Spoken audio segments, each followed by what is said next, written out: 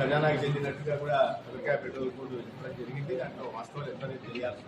మీరు పూర్తిగా ఇది వార్తల్లో వచ్చిన తప్పిస్తే పూర్తిగా వాస్తవాలు ఏంటంటే తెలియదు.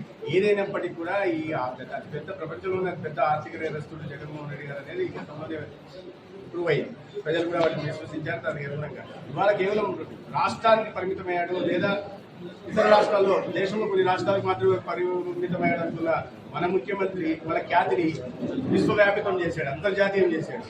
ప్రపంచ దేశాలు కూడా విస్తుపోయేలాగా ఒక మామూలు ముఖ్యమంత్రి, ఒక రాష్ట్రానికి సంబంధించిన ముఖ్యమంత్రి విదేశాలు కూడా అమెరికా లాంటి రాష్ట్రంలో పెద్ద అవినీతికి పాల్పడగలరు అనేది ఇవాళ ప్రపంచం విస్తుపోయి ఇప్పటిదాకా ఆంధ్ర ప్రజలు తెలుగు ప్రజలు మాత్రం విస్తుపోయేలా చూశారు. మొన్న ఎన్నికల ముందు వాస్తవాలు బయటకు వచ్చిన తర్వాత దేశ ప్రజలు విస్తుపోయారు. ఇప్పుడు ప్రపంచ ప్రజలు విస్తుపోయేలా ఉన్నారు. అయితే ఇప్పుడు దాని మీద స్పందించడం ఎందుకంటే వార్తలు ఎంతవరకు నిజం అనేది తెలియదు. మన వార్తలు వచ్చిన దాని ప్రకారం అయితే అటువంటి ఘనుడే జగన్మోహన్ రెడ్డి గారు అంతటి ఘనుడు, అంత సమర్థత కలిగిన వాడు.